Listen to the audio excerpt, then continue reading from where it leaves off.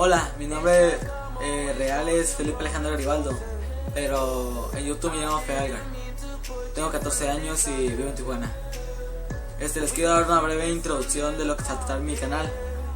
Esto se trataría más bien de vlogs, no subirían diarios, más bien subirían de vez en cuando. Si tuvieran más suscriptores, obviamente subiría diarios o cada 2-3 días, una fecha exacta, ¿no?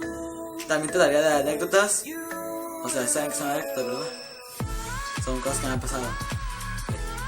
Y también se trataría de videos random, que estos serían como, por ejemplo, como fuera un centro comercial o una parte, o de vacaciones a una parte, grabar y subirlo.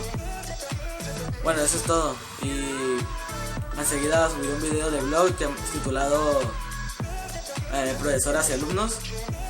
Y pues si lo quieren ver. Ok, gracias.